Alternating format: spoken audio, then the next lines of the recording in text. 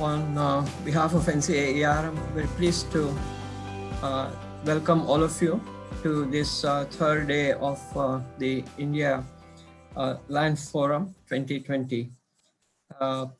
In the deliberations over the last 2 days, we have covered many interesting topics. We touched on the profile of cases in the Delhi High Court. We looked at the status of spatial data records as part of India's land records. We also looked at the issues relating to taxation of land, and also what are the features of record of rights in the sort of more ideal case.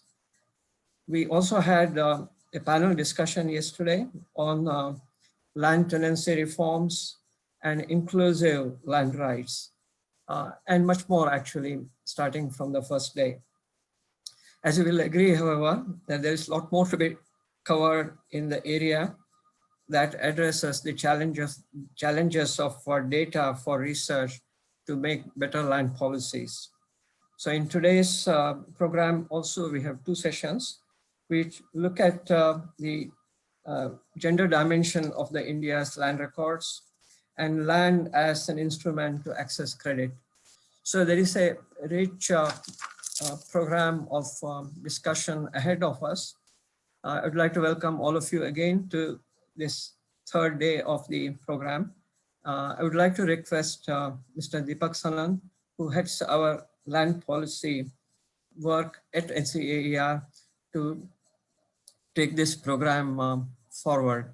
So Mr. Sanan, please take charge of the program. Thank you, Professor Bhide. Thank you very much. So as Professor Bhide has already mentioned, today we will delve further into the various evidence-based work which has been taking place on land, starting with the gender dimensions, with a session which is devoted to India's land records data and what they show in respect of how far women have been left behind in terms of property ownership in India. We were scheduled to have 3 papers in this session. Unfortunately, 1 paper has fallen prey to COVID. We have today, unfortunately, is a day on which at least 2 of our paper presenters have had to cry off because of COVID-related reasons and their inability to present as a result.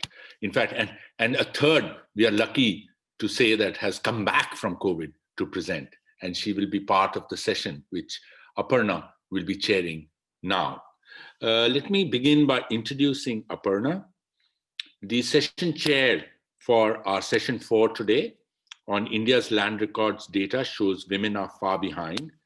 Aparna Das is senior advisor at GIZ. She leads the housing and planning vertical of a project titled Sustainable Urban Development in Smart Cities. Aparna has a master's in urban development planning from University College London and 20 years of experience working on the issues close to her heart with multilaterals, bilaterals, and government at various levels. In 2018-19, she received the Spurs Fellowship to spend a year at MIT to work on aspects of urbanization in the global South.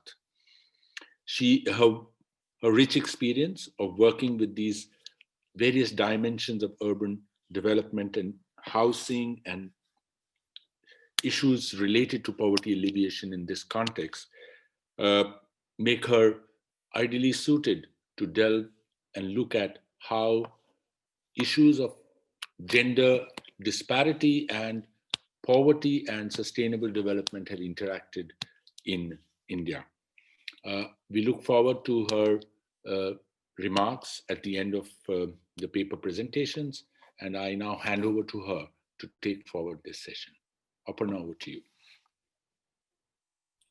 Yeah, thanks, Mr. Bhide, and also Deepak for this introduction and also this opportunity to chair this session.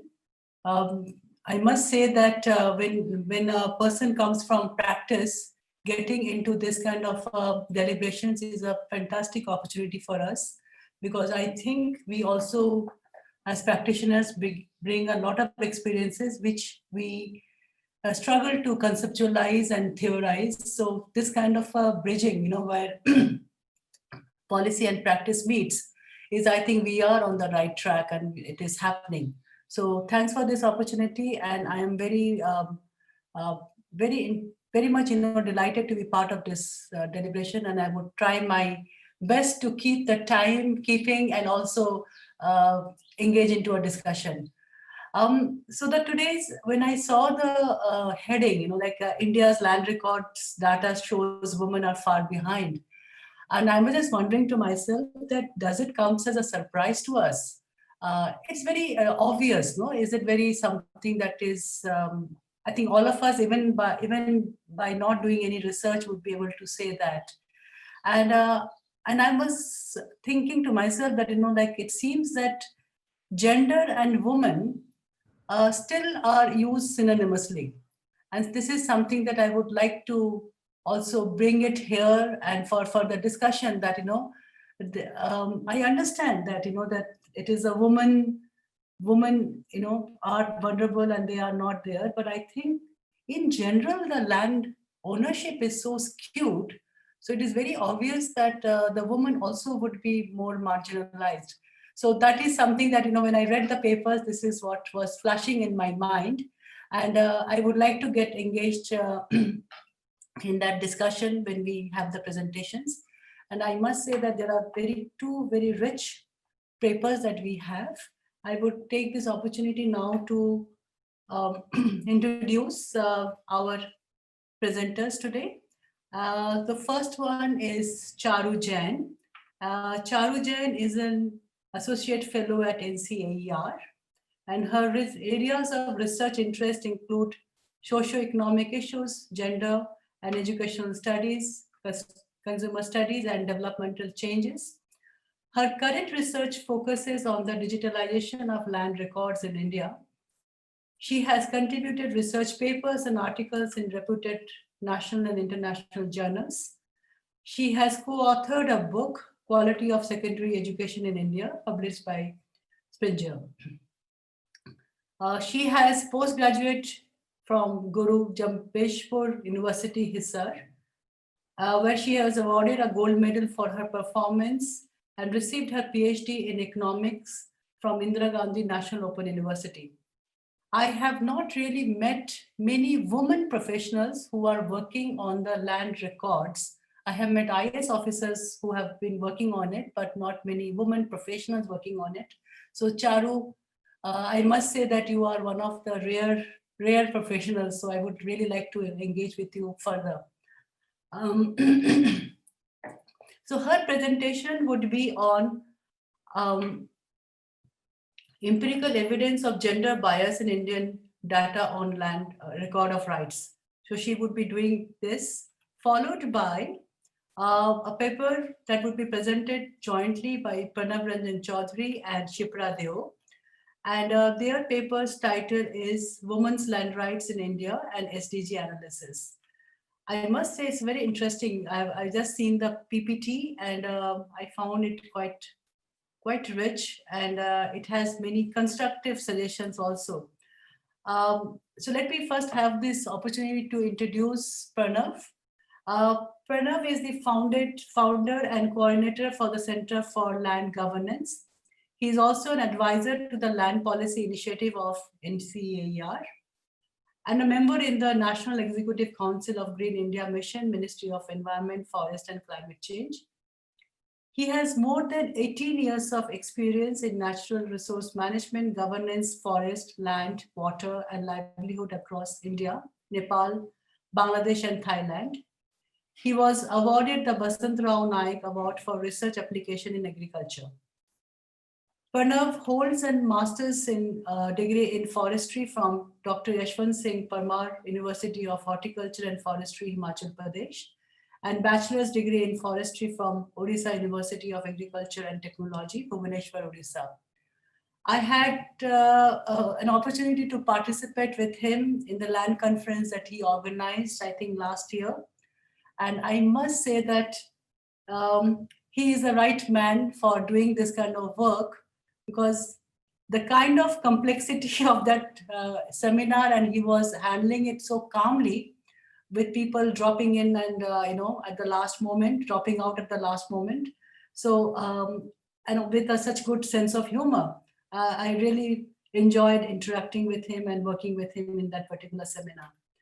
And this one is followed by, so Pranav and Shipra Deo would be jointly presenting it. Shipra Deo leads Lanzia work to strengthen women's land rights in India. She provides strategic support for land-related programs and policies to be gender responsive. She has done intensive research on women's land inheritance rights. She has experience working with international agencies such as UNDP, USAID, and Bill and Melinda Gates Foundation, and has also worked with state governments at national and state level, and also with community grassroots level organizations. She has a master's degree in gender and development and MSc in environmental sciences from University of Lucknow, and bachelor's in agriculture and animal husbandry from Govind Ballabh Pant Krishi Evam Prayodik Vishwavidyalaya. I haven't had the opportunity to meet Shreya as yet in person, but I listened to her yesterday, and I must say that Shreya is a long way ahead, long road ahead, because these are more complex, and it's not only the question of ownership. And maybe we would have discussions on that even when you own it, you may not have the possibility of using your rights. Our discussant today is Bhargavi Javeri, a very young person, and I was quite impressed with her CV. And she would be our discussant, and I think she was better placed to comment on the papers. She is an advocate and a solicitor by training, and has previously held research positions at the Harvard Law School and the National Institute of Public Finance and Policy. She currently leads a legal team at the Finance Research Group at the IGIDR. Her research interest includes financial regulations, land governance, with specific focus on building institutional capacity in these areas. She regularly engages with Ministry of Finance on various questions of financial regulations and policy. She is having a degree in BELS LLB and a diploma in securities law from the Government of Law College, University of Mumbai, and studied involvement of different stakeholders in India's policy-making processes at Harvard Law School. So she would be making the comments on the paper that would be presented today. With this set of introduction, maybe we can straight away dive into the presentations of paper. And I would like to invite first Charu Jain, to present her paper. Charu, are you ready? Yes, you have 20 minutes to do that. So have enough time, and it would be interesting to hear you out. Yeah, over to you, Charu. Thank you so much, ma'am, for the kind introduction.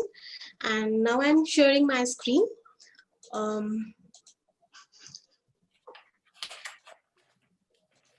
So is my presentation visible? Yes, you are. Okay. So good evening, everyone. And today I'm going to present the findings of one of our papers on empirical evidence of gender bias in Indian data on records of rights. So the presentation is basically expected to deepen the understanding of the gender dimensions and existing inequalities in the land ownership pattern in selected states and UTs. So just to give a brief background of the paper, what we have seen found in the literature is that in most of the developing nations around the world, women, they play very critical roles in agriculture operations. But despite of that, they have a very limited access and control over land. And even if they own land, either the proportion of the land that they own is very small, or it is of very inferior quality.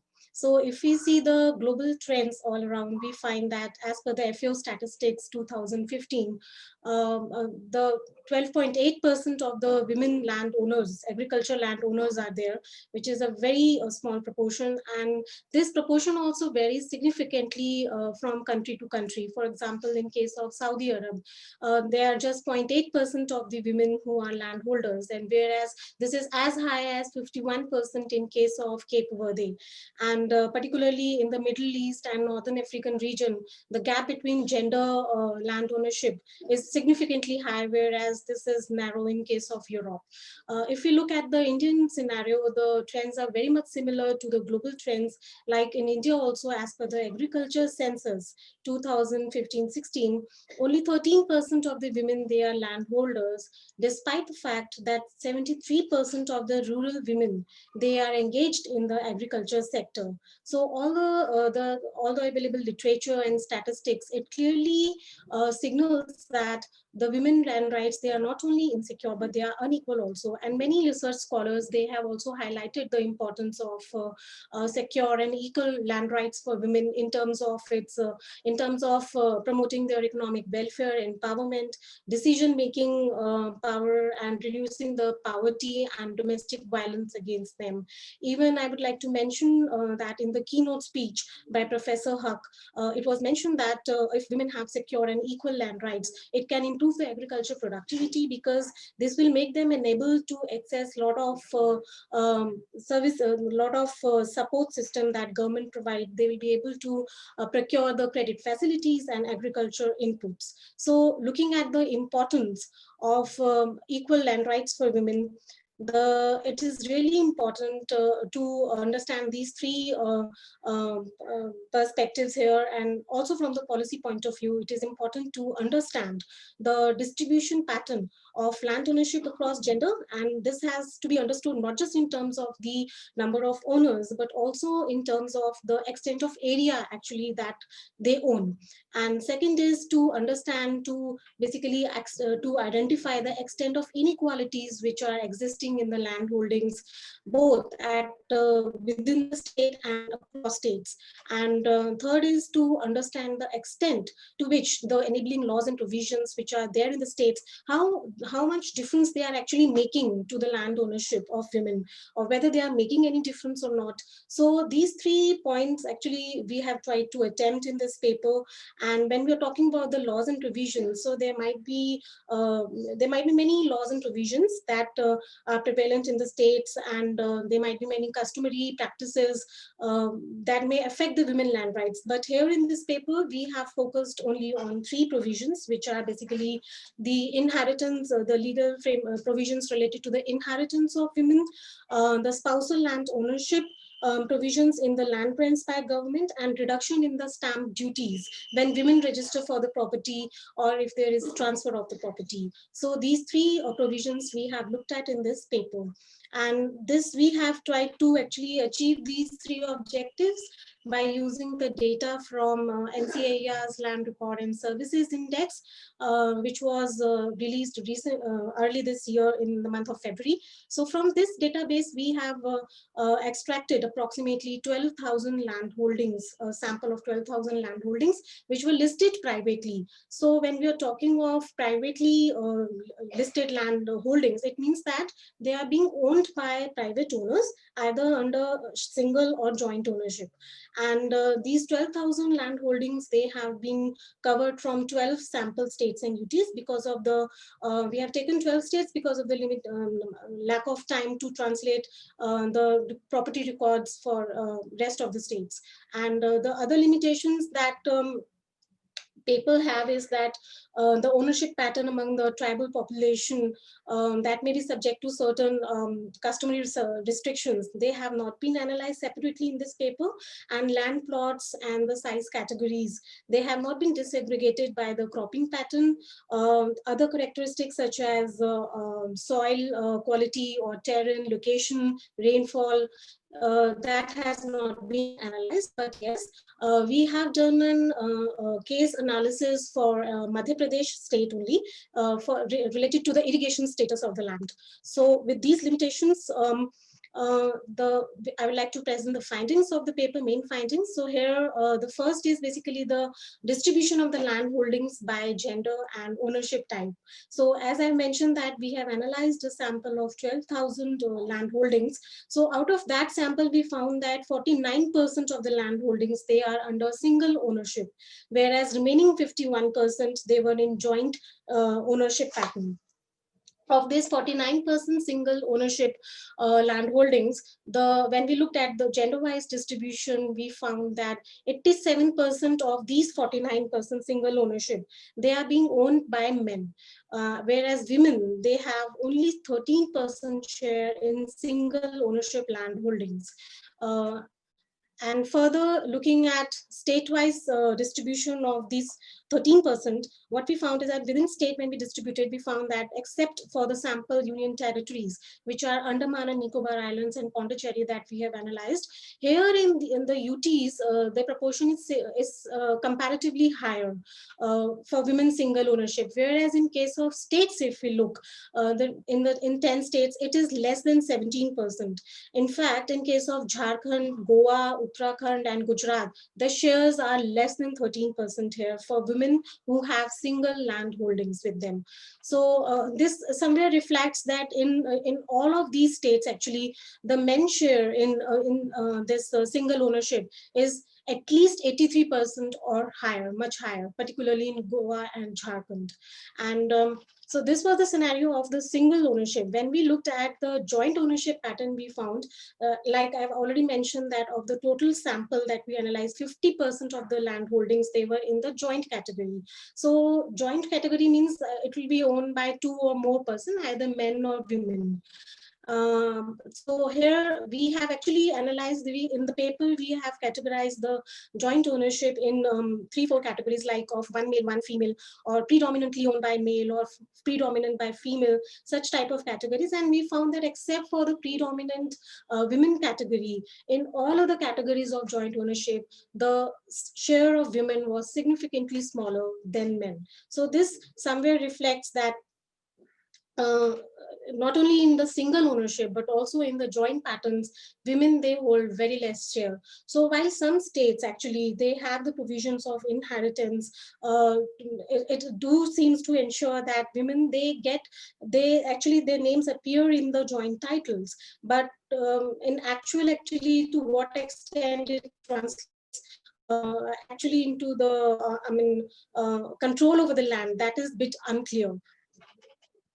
The second finding of our paper is land holdings distribution by the size classification. So in the size classification, actually, we have taken definitions from the agriculture census 2015-16.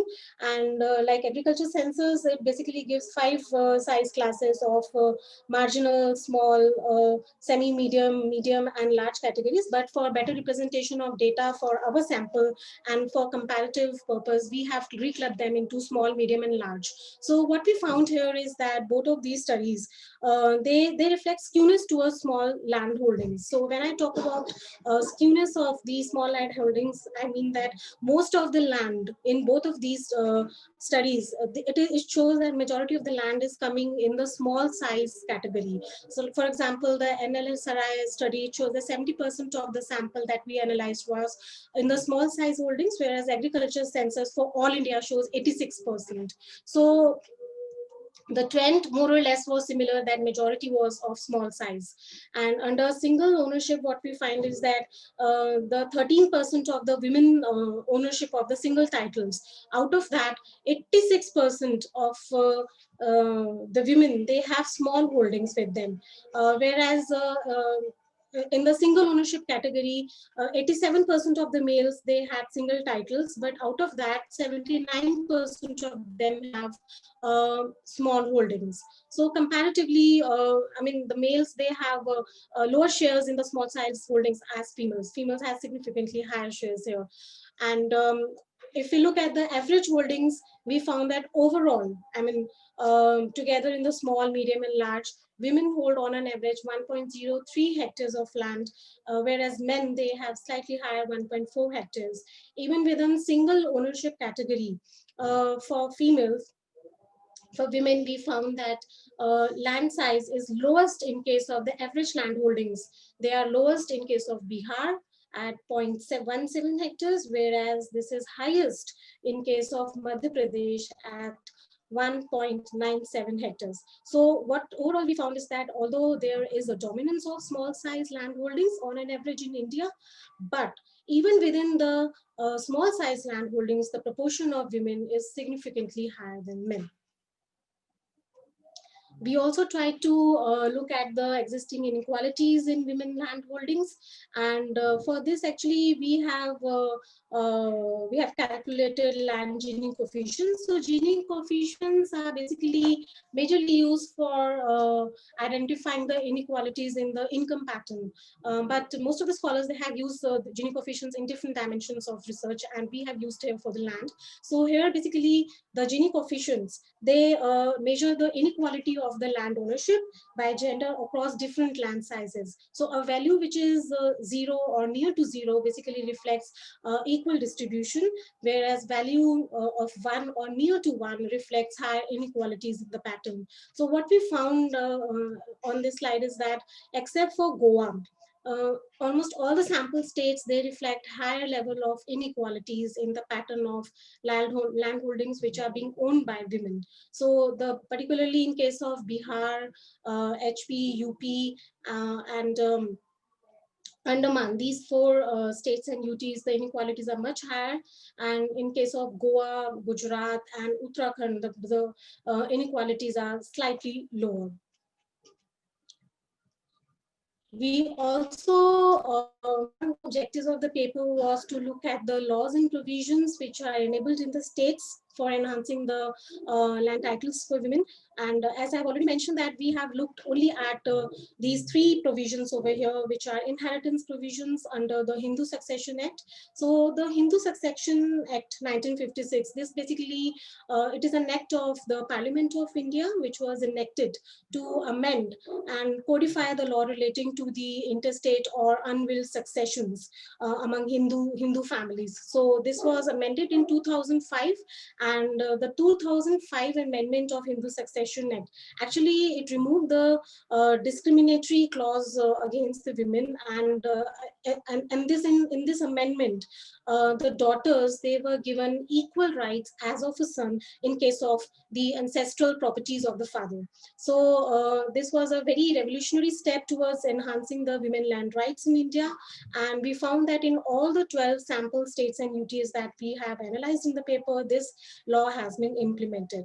The second that we looked at was the spousal land ownership provisions. So some states, they have actually made the provisions, and some they are trying to encourage these spousal land ownership by reducing the registration fees or stamp duties fees when actually wife registered along with the husband. And we found that 6 sample states, Gujarat, HP, MP, UP, Chhattisgarh, and Bihar, they have implemented this law in the states. The third one is the provision for reduction of the stamp duties. So this is basically, it is one of the very, I must say, this is a very good step in enhancing the women ownership in the land, because what happens here is that they reduce, when women register for a property, then the stamp duties or the registration fees, they are slightly lower than when men register for that property. So this basically enhances this is a very important step in enhancing the land registration for land ownership by women. And we found that 7 sample states and UTs, including Uttarakhand, Gujarat, HP, Andaman, UP, Bihar, and Jharkhand, they have implemented this provision. So we find that in case of Jharkhand, Jharkhand has actually completely waived off their stamp duties for women, whereas this is lower in case of Bihar. So, but what we found here is that we, after looking at whether the impacts are, they are making any difference or not on the land ownership by women, we found that there is no clear evidence actually. We didn't found a clear evidence because in some of the states, basically Gujarat, HP and MP, where spousal land ownership and provisions were there, we found that actually the land ownership for women was higher in these states. But there were other states where spousal land ownership provisions were not there, but we again found that the land ownership for women was higher significantly. For example, in case of Uttarakhand, Maharashtra and Andaman. In case of Uttarakhand and Andaman, we do found that provision of reduction in stamp duties were there, which might be impacting the land ownership of women. But in case of Maharashtra, neither of spousal land ownership provisions or stamp duty reductions was there, but still land ownership of women was higher. So what we understood is that to have a proper impacts of these laws on the land ownership pattern, we need data for 2 time periods, which was not readily available, and this is a further area of research. Overall, the main conclusions of our paper, basically the three objectives were basically the distribution pattern of land ownership, where we found, where the paper confirms that women not only own lower shares in the land, but even within that, they own the smaller land sizes. And we have for basically HP and Maharashtra, we did this case analysis where we tried to see the share of women in joint titles, and we found that in joint title category also, except for the predominant female category, in all other categories, the share of women was significantly lower than men. We also did a case analysis for Madhya Pradesh to look at the quality of land that women own, and we have taken irrigation status as the proxy for analyzing the quality of land. And we found that while majority of the owners in Madhya Pradesh, they have unirrigated land, but even within the category of irrigated land, the share of women was less. So this clearly confirms that the proportion of women on lower shares, smaller size of land, lower shares in the joint titles as well, and also the land of lower qualities. And when we looked at the inequalities of the land holdings, the paper confirms that in case of Goa, Uttarakhand and Gujarat, comparatively the inequalities are lower, whereas in case of Bihar, HP, UP and Andaman, they reflect higher inequalities in the pattern of land sizes owned by women. Looking at the laws and the provision, which was the third objective of the paper, we didn't find any clear evidence of the impact of these laws and provisions on the land ownership of women. And we suggest that more research is required here to understand the factors which are responsible. So given the fact that land rights, they are very helpful in empowering women, it is incumbent upon the state and union, basically governments, to make women land rights fully protected. And it will not just happen by taking the bold steps in making the legal frameworks, but it also requires to educate women, to make them informed about these laws and provisions, to make these laws and provisions reachable to women, and to have community support so that women can actually claim their land rights. Thank you. Yeah, thanks, Charu. I think you have raised a lot of curiosity and a lot of questions among the panelists, and also I'm getting a lot of questions for you in the question answer box, but we would take those things later. So thanks for your presentation. I think it was very clear.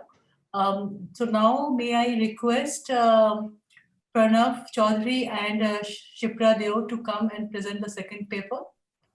Charu has done a big favor for us that she has been kept in the time, or rather she saved 5 minutes.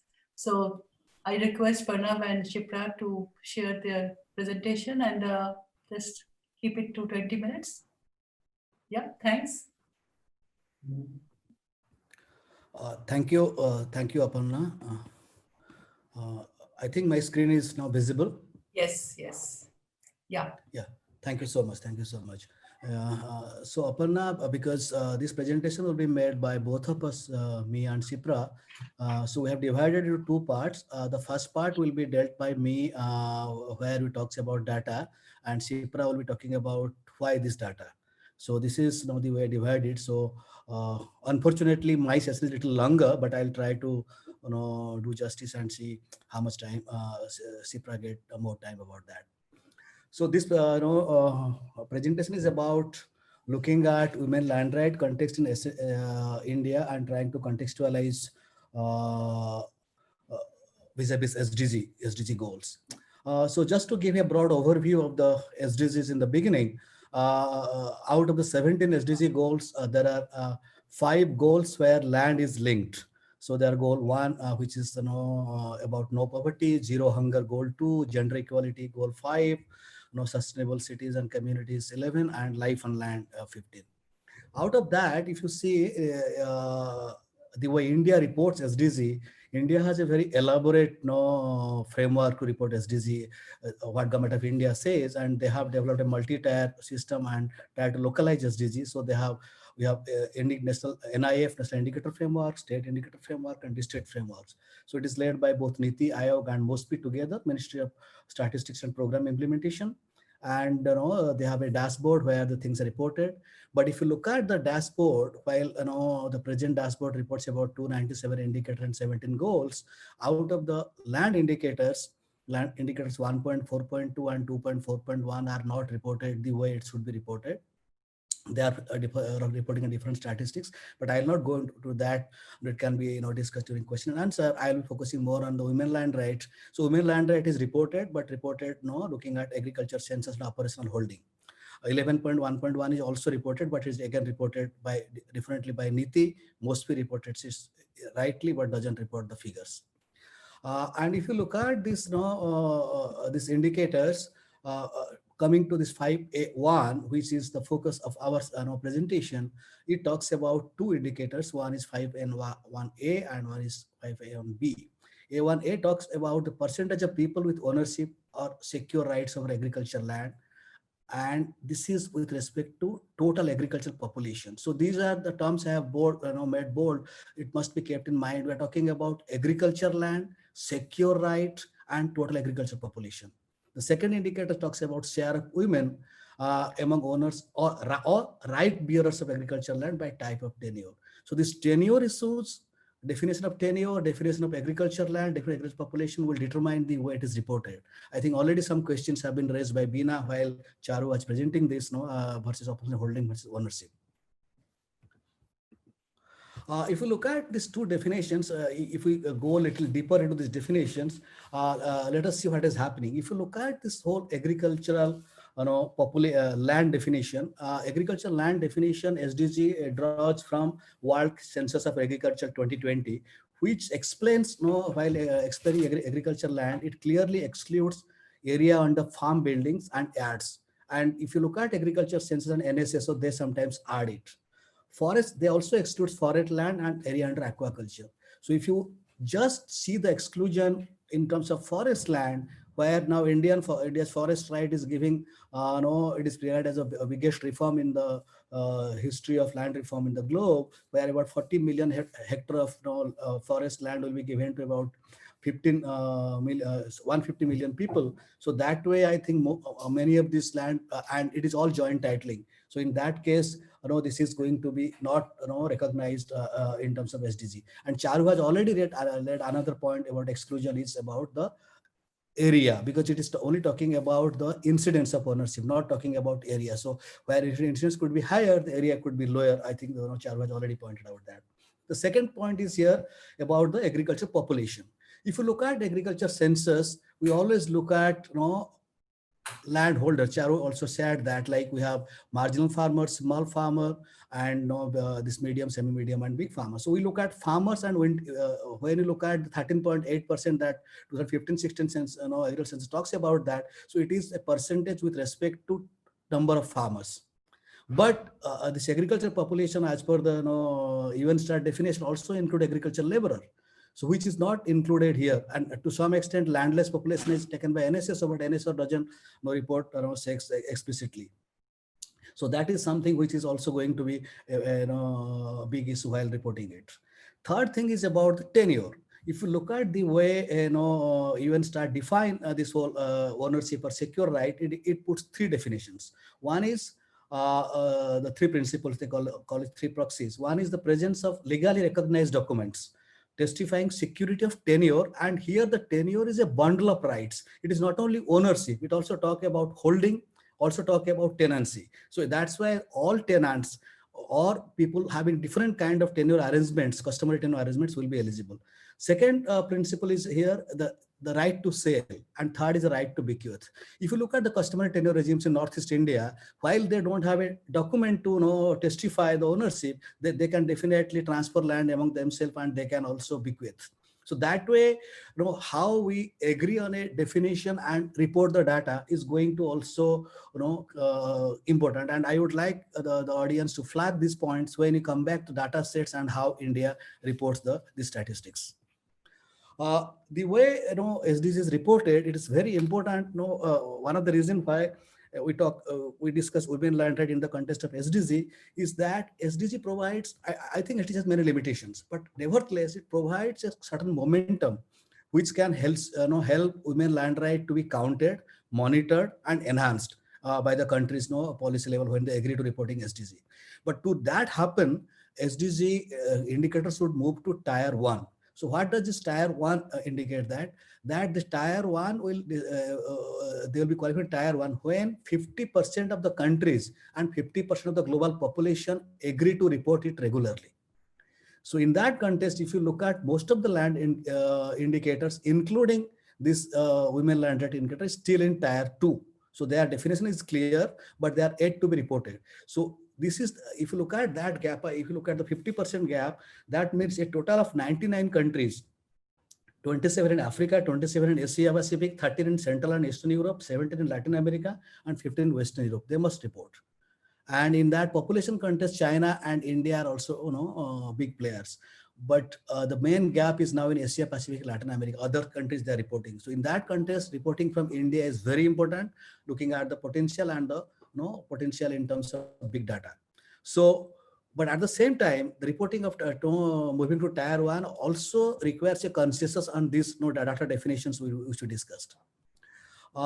At the same time, if you look at 5A1, which when Shipra discusses about influencers, we all know that how even I think the presentation by Charu also indicated that. So not only states are widely different in terms of data, if you go to district level, because states are different region and we have a different colonial and pre-colonial history. So there are different cultural regimes which also determine the gender ownership. So that way we need to have a periodic and not only a periodic and reliable gender disaggregated data reporting, but also data reporting at a very low spatial resolution level, particular district level. Fortunately, Niti Aayog has this DIF framework, but district level reporting has not yet started, and all states are also not reporting this particular indicator.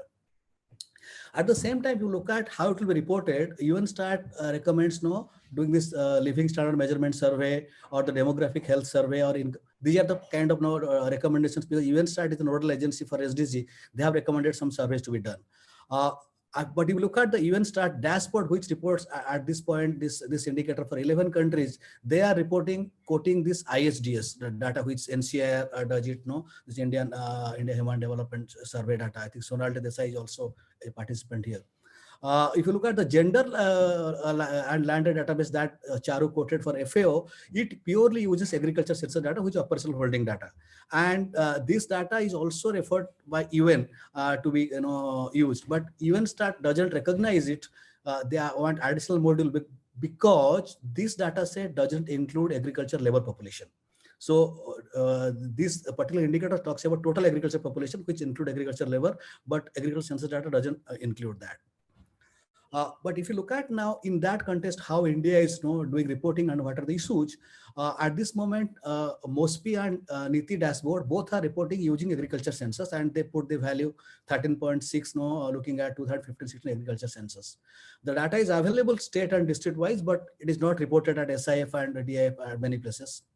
And as we discussed, this data remains a proxy, this operational holding data, though in terms of tenure, it is also, it includes ownership and tenancy. So that way it is qualified, but we are not reporting it completely in terms of agriculture labor. We are not looking the gender. And here the gender in agriculture census is only as per the head of the household, not as per the individual members. And it is reporting a family level data, not a person level data. I think in that case, ISDS is a better data set, because it is reporting the 3 persons in one family. So these are the challenges where different data sets are located. But at the same time, another major challenge is that if you look at the women farmer per se in India, I think that was also highlighted in the earlier presentation, 73% are involved in farming, but there is no very less limited recognition. So it is because of the patriarchal agrarian relation that we all know, and I think that will be more discussed by Shipra when she talks about that. But at the same time, the tenancy is not very well documented. If you look at agriculture census data, it talks about only 1.5% of tenancy leased in. But if you look at NSSO, it talks about 14% of tenancy. So that way, tenancy is also not very well documented, and particularly for women tenancy is again also not well covered. Another thing which we discussed yesterday about the women collectives like in Kudumbashri, in Odisha, Pradhan, West Bengal. So many states now we find women groups are also getting access to land and cultivating. But because it is not documented anywhere, it will not be reported in terms of tenure statistics, and will underreport this women land right. In Indian context, there are other options available probably which provide some kind of bandwidth to improve the reporting. One is that NSSO is already planning to have a multiple indicator survey aligning with SDG during 2021. We have to see how will they include that and how will they take it forward. Similarly, if you look at other data sets, like census talks about agriculture population because it takes data about cultivated agriculture laborer, also disaggregate across gender. Socioeconomic caste census though was done once, but it also provided rich sets of data around land ownership. India Human Development Survey, NFHS talks about property, DLRMP data which Charu has used to talk about some data, but it is not always gender disaggregated. You have to find out a means and way to do that. Other options are emerging, like this India International Land Coalition has started this Landex dashboard where trying to do crowdsourcing. Some household surveys done by NGOs also collect this kind of data. Micro studies done by researchers. Similarly, Prindex is also trying to report, like in India, they have reported, I'll share the data for 2019. So there are also potential localization initiatives. But issue remains how the land data is given importance by government. For example, while Government of India is following open data standard and open government data platform, land is not included in the high value data sets. Similarly, this agriculture census, MOSPI, this NSSO survey and DLRMP, they are not talking to each other in terms of data coordination and harmonizing data. So that is one of the big issue. And also in terms of the data is reported, sometimes we are available in PDF, Excel, XML. So we have to see how the interoperability meets the global standards. So the potential data sets which are in terms of women land rights in Indian context, these are something we have listed. Prindex also can be one of them added to that. It is agriculture census, ISDS, NFHS, population census, socioeconomic caste census.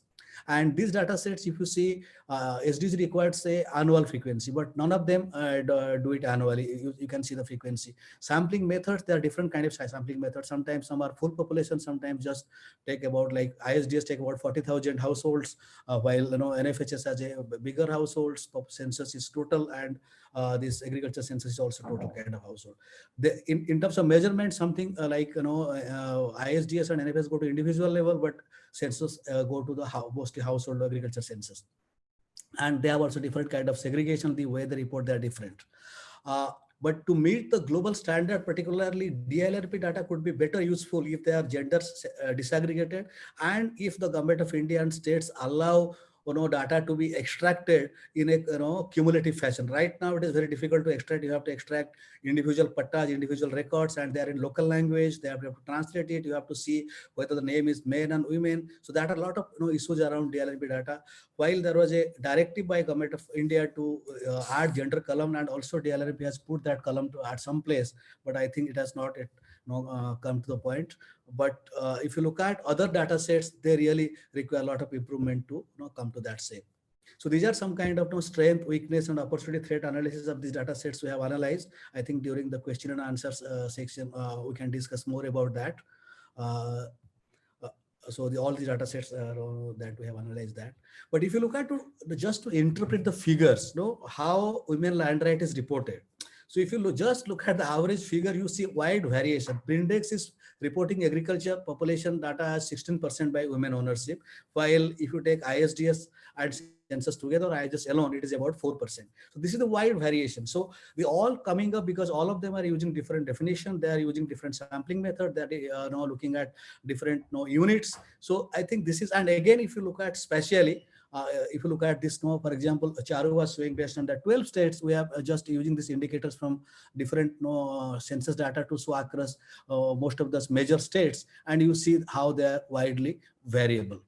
If you look at Prindex, Prindex again, if you look at agricultural land ownership, they are telling 60% of the female population are owning agricultural land. So that is also something need to be, because Prindex doesn't verify the record, they just go by the perceptions of ownership.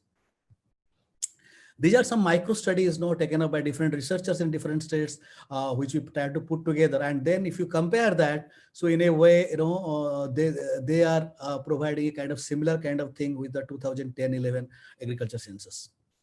I will stop here and I'll request Shipra to take over sharing the data from agriculture census. This is 2010-11 data. This is a caveat because we went up to district level and state level analysis, which was not presently available 15-16 it is. So that way we are sharing to the 10-11 data, and I request Shipra to take over and present from here.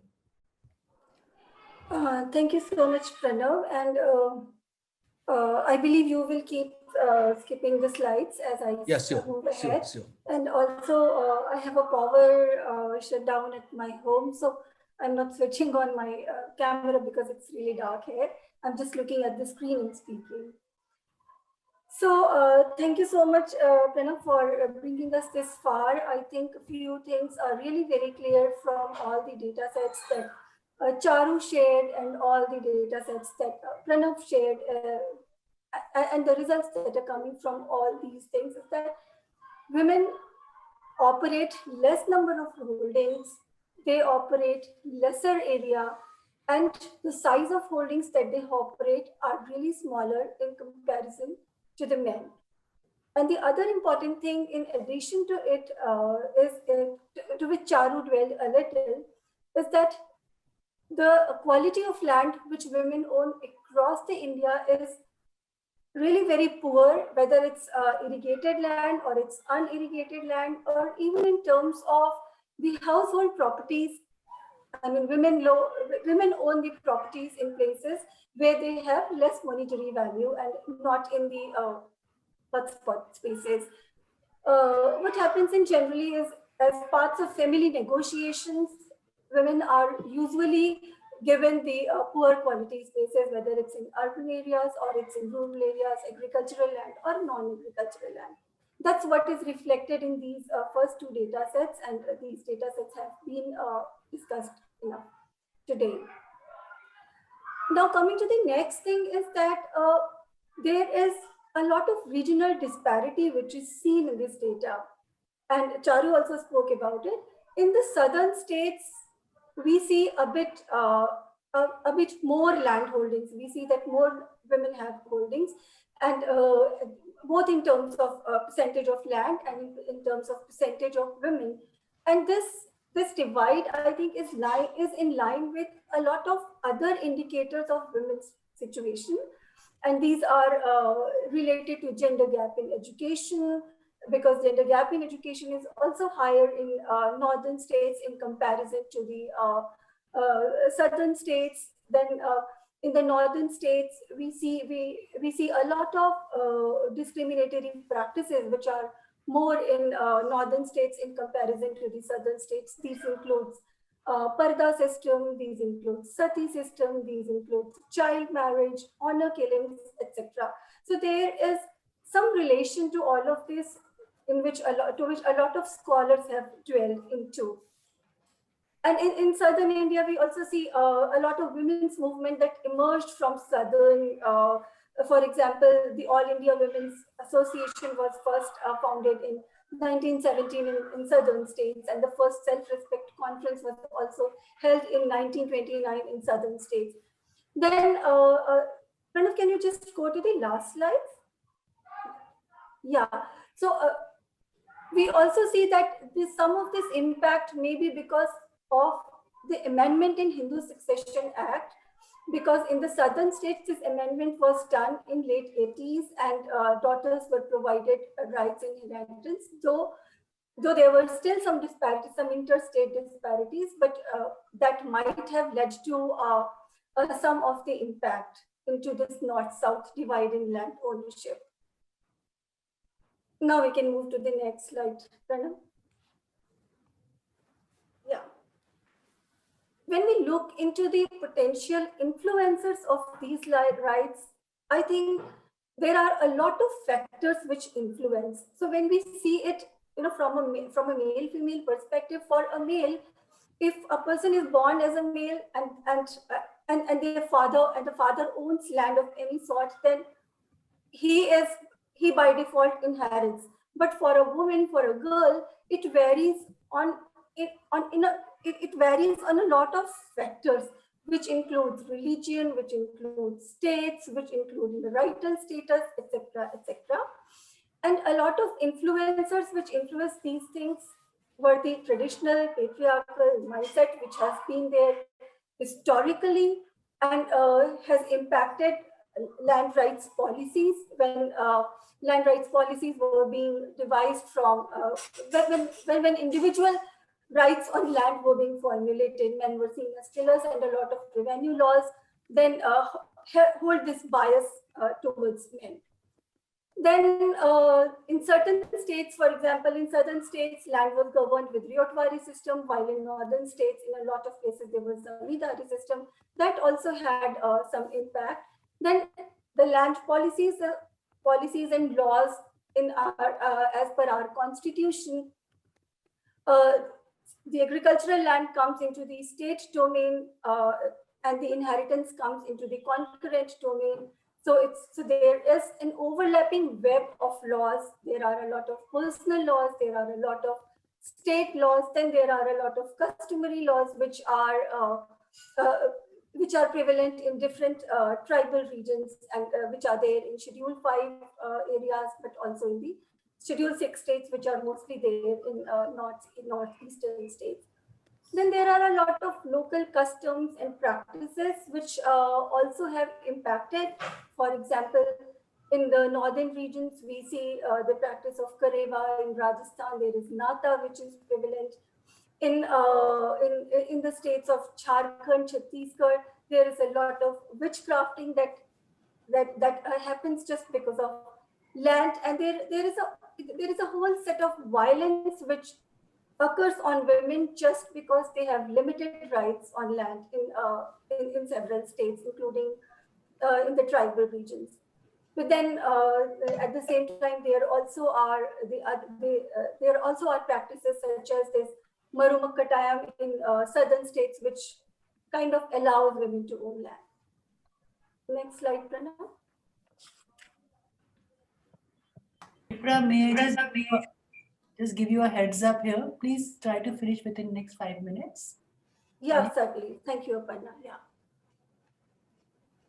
Then a lot of these differences are also because of the management in the land records in the state. A lot of interstate disparity can also be because of this, because some states record gender as a column in the record of rights, but several other states do not. Then there are certain states which have had programs for land allocation, for example, in Odisha, and for example, in West Bengal and in Karnataka. In Odisha, this Vasundhara program was there, in which a lot of land was allocated, and all of this was allocated to women on joint titles. But at the same time, in states like UP, there had never been such a land allocation program. Then there are states which have reduced stamp duty provisions on registration of land.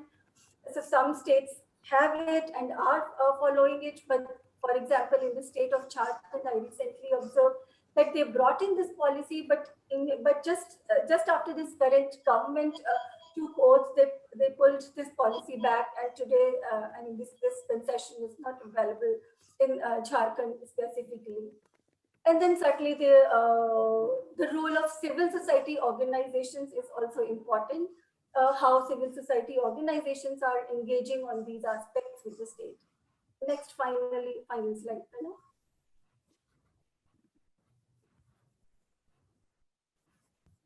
So finally, I think land is such a powerful asset, and as we talk of gender equality along a lot of different domains, I think land is one of the tangible assets that can be mapped, that can be recorded, but also it influences equality in a lot of other domains in significant ways, which include nutrition, which include health, which include livelihoods, etc.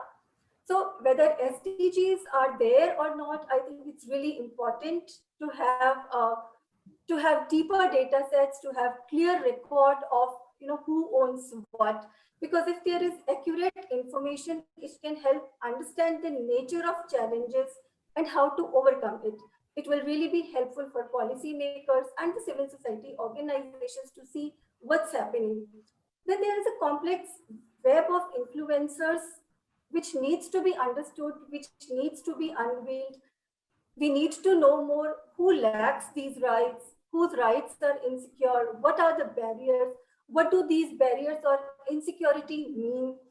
So we need to know how women experience this insecurity and what happens to them as a result of limited rights or no rights, or even when they have rights which prevents them from exercising full control over the land that they own. We need to also understand that household comprises of several people who do not always have a congruent interest. So to understand all of this, I think higher granularity and periodicity of data collection will really help. And India has a rich data ecosystem. It's important that we give more attention to be more precise into collecting these data, and there are all these opportunities lying out there. How do we build on them is up to us as a group. So with this, I will take a pause. And I hope I was in time, Aparna. Yeah, very much. Because Thank you, Sipra. Yeah. Can you please stop sharing the screen, then we can see each other? Yeah. Okay, so I think, yeah, we are very much in time. And so now may I request our discussant? I cannot see her on the screen. Yeah, hi. Yeah, please go ahead. Sure. Am I audible? Yeah, you are. Okay, perfect. All right. So at the outset, let me just begin by thanking Aparna for the very kind introduction. Also, thanks to NCAER, Dr. Bhide, Mr. Sanan for having me here and giving me this opportunity to discuss these two really fascinating papers. So I'll just dive deep into the papers, because of the paucity of time. So to begin with the first paper, so I must say that it is the most thorough and nuanced, I think, perspective on women rights and the way they are reflected in land revenue records in India. I think it is the first such study which actually looks at the land records to confirm what I think anecdotally most of us know, which is that actually there is a huge gender skew towards male ownership and male possession of land in India. And therefore, I think the meat of the paper is really, can we put a number to this difference? What is the gap, right? And that's why I think I'm really ill-equipped, because as a lawyer, I'm hardly the right person to really comment on the methods that were used in this paper to measure the inequality gap.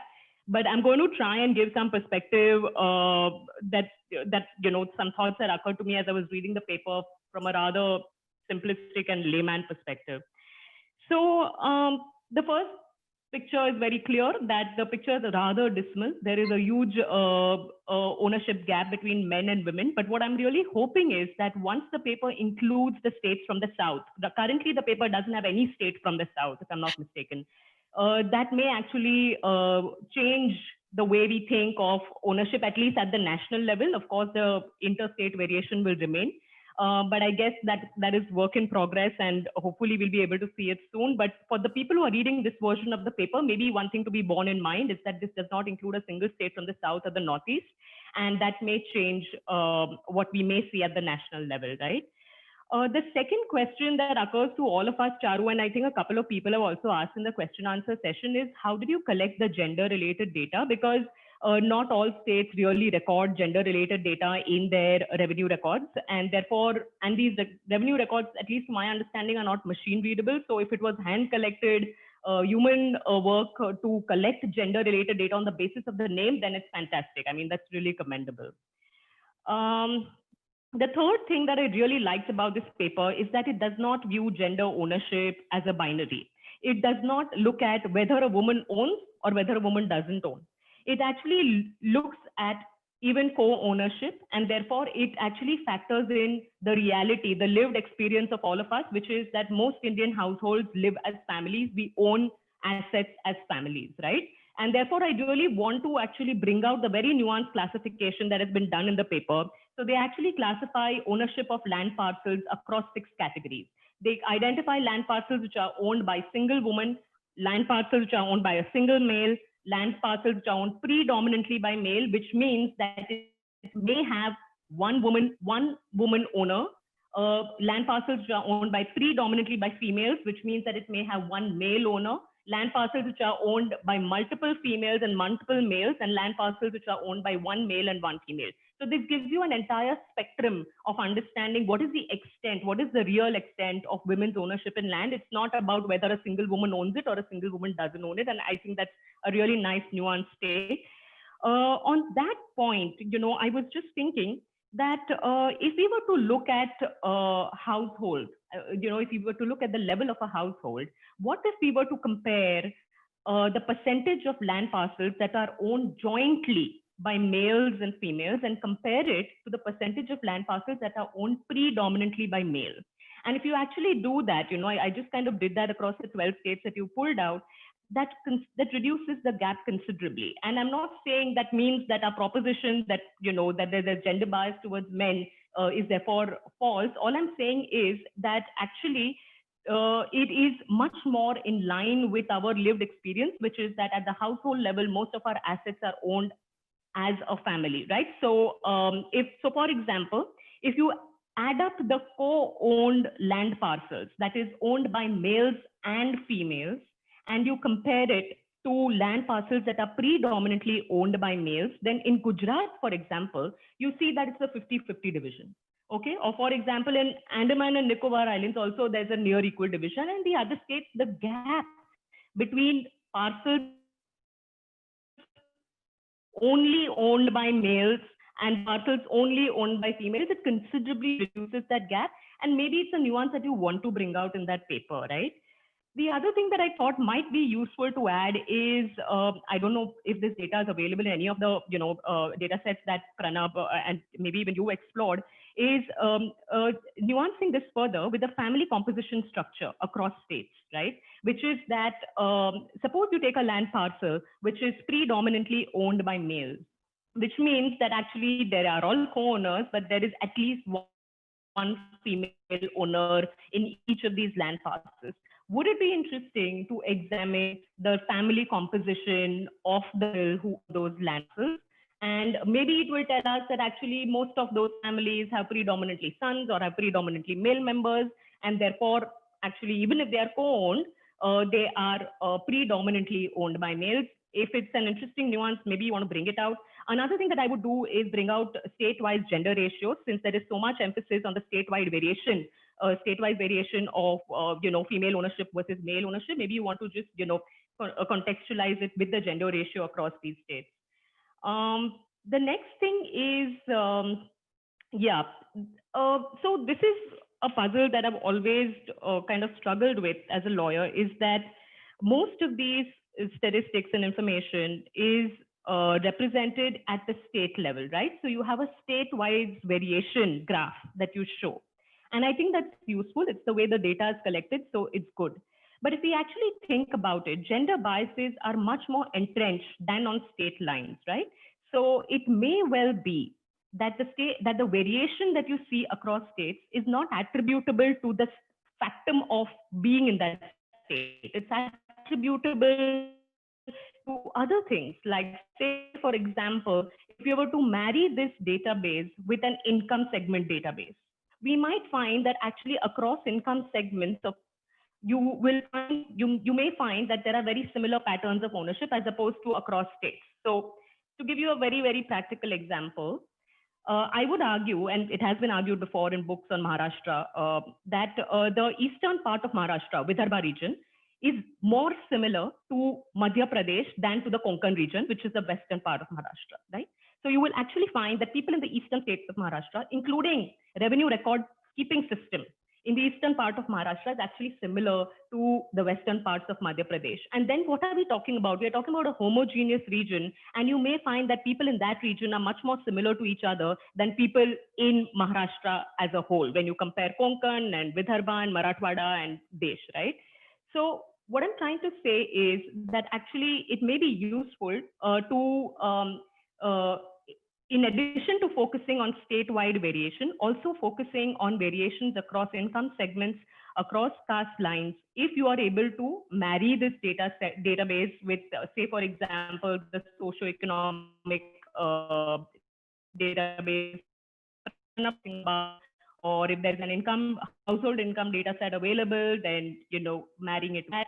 And maybe we'll find some patterns that are more useful and tell us something more than, you know, understanding why Maharashtra is this way and why Gujarat is that way, and so on and so forth.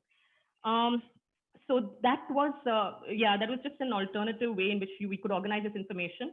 The other thing is on the quality of land, right? On irrigated versus non-irrigated land.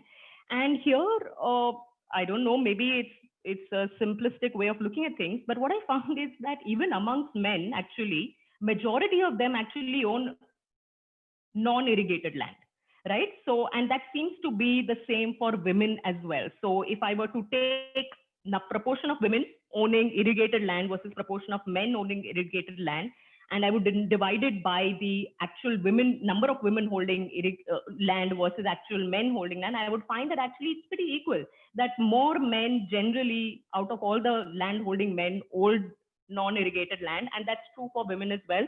Maybe I'm reading that table differently, but that is something that, you know, it needs to be caveated when you talk about quality of land holding in the context of irrigation. I think specifically table 7, maybe there's a different way of organizing this to bring out precisely what you're saying, which is that actually women hold a larger proportion of non-irrigated land, or a larger proportion of women own non-irrigated land.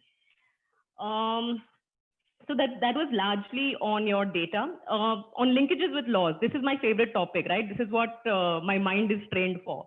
So here, I just want to say that it's very well written. You have rightly pointed out that actually the presence of these laws and a one-time collection of data cannot tell you what these laws did to behavior, right? And you need to have a flow of data. You need to have a time series. You need to have like an event study framework. What was going on before the law? What did the law do? And what changed after the law, right?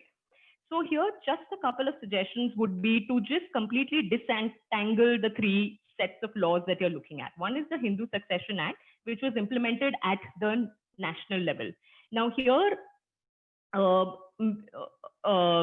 I don't know if it can be done, but at least for the registration related, the stamp duty related, incentives related provisions, you might get legacy data. Since you are using DILRMP data, you might get legacy data on registrations.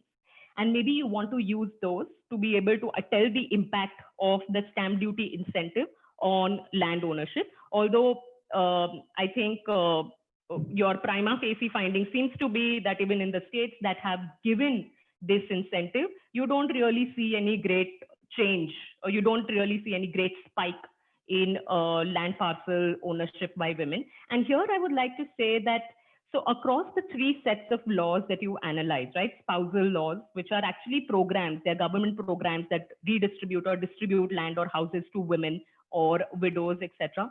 Here, I mean, I don't know how you would control for things like what is the quality of implementation of the program. It may well be that the quality of the implementation of the program was so poor that nobody got anything, forget women, right? So maybe you want to disentangle this and take it out of the paper, just so that this is a nice descriptive paper of land rights and women, right? Yeah, so just last couple of points is, yeah, so it seems to me that at least from your prima facie findings, that legal interventions have had limited impact on property ownership by women. Here, I know that the Hindu Succession Act is claimed to be the single biggest structural reform, but actually, if you see what was amended in the Hindu Succession Act was the addition of women as co-partners. Now, we must remember that this only affects interstate succession, right? So which means that it might have affected lower income segments and people with lower sized land parcels much more than it might have affected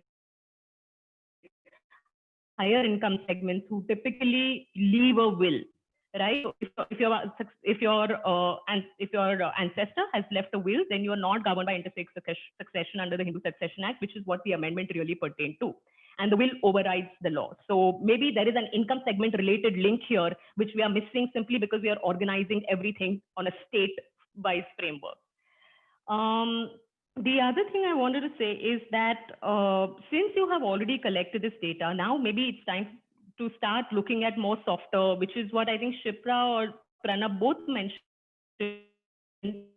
which is that what if we were to actually marry this with database on education indicators, and that maybe that is where the real story is. It's not so much about the law and whether the law can make a change, but whether there are these softer things that are happening. And if you are able to demonstrate statistically significant correlationship between education and income levels and women and property ownership, then I think that would be really nice.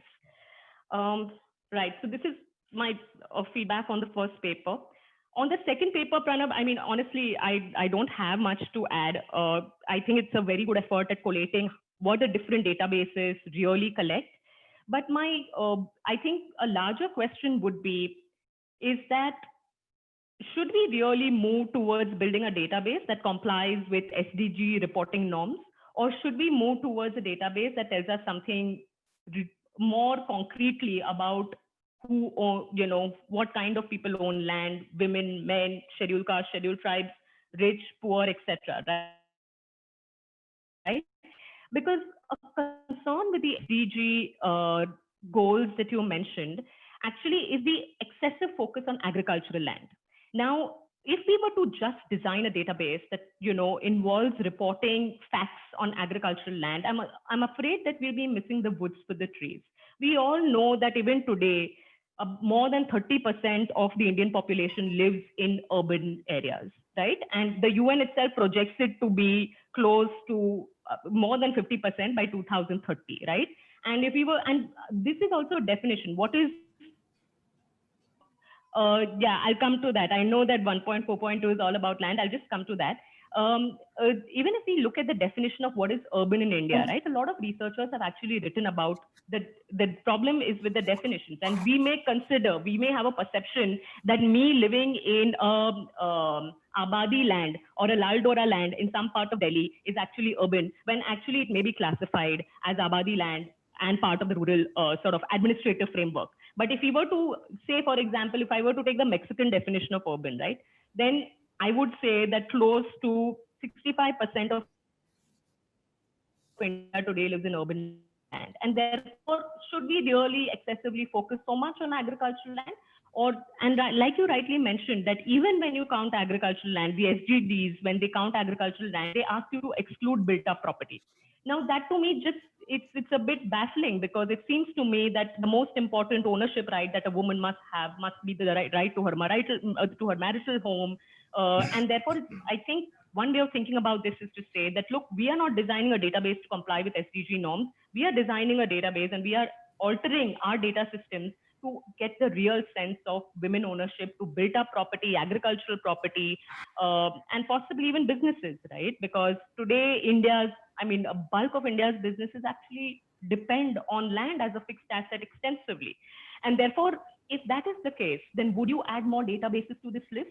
And what would they be? And how would you really make them talk to each other? It's a huge challenge, I know this, but it's something to think about. And the next thing I want to say is that, yes, one way forward is to say that the state must record gender of the owner when they are actually making the revenue records. The second, another way of thinking about it is that, look, the state has limited capacity, and our land records actually are not in a state, are already not the best in the world. I would say that among some states, there is considerable improvement to be done. Then should the state focus on that? Yeah. I'm sorry to interrupt you, but if you can just conclude in next 1 minute or so. Sure. Yeah. Just one point to be made. I was on my last point, which is that should the state focus its capacity on improving information in terms of gender? Should the state focus its capacity on getting more, basic parameters right about the land records infrastructure, and leave the rest to micro studies and community like you and me, right? So that is it. But really enjoyed reading the papers. Thank you. Thanks, Bhargavi, for really, you really highlighted few points which on just seeing the PPT, maybe, it hasn't struck us, but I'm really looking forward to read these papers also. Just because we had some really stalwarts on the panel, but we are now, in the beginning, we thought we have enough time because we just had 2 papers instead of 3. But as time seems to be always, flying, so this 1.5 hours just flew past. I would conclude by saying that, I'm not taking any answers because most questions were related to the data points, and this has been directly answered by the authors on the chat. And I'm also not giving the floor to the authors anymore because we are just left with 7 minutes. I'm 5 minutes rather, 6 minutes. So I'm not also, inviting the authors to respond.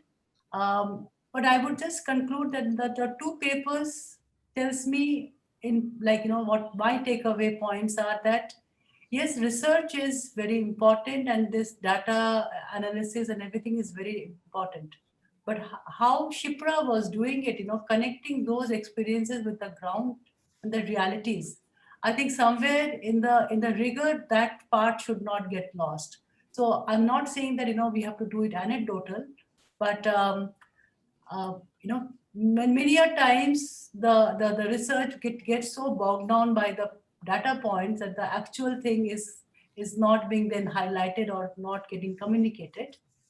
And the same thing applies also for the SDGs, because I know at the national level, Niti Aayog is quite, they are pushing it very well and everything. But then when it comes to state level, do they really care? Or at the ULB level, I have never experienced any municipal local level people talking about SDGs, and they have to report. So I do not know whose purpose it serves, this counting for SDGs, apart from international agencies or, where we have to report. So I would second what Bhargavi just said, that do we really care about making the entire data set geared towards SDG, or do we also get into the real life experiences? And if that feeds into the SDG, well and good. So with that concluding words, I would say that I take pride in finishing in time. I do not want to overshoot the time. I know that the next panelists and the presenters are all here with us, and I thank Bhargavi for really making it very easy for us to understand, and all the authors. I think it was quite a good discussions. I could not take up any questions just because we don't have any more time. And with that, please enjoy your rest of the evening. And I look forward to the next discussions. Yeah, thank you.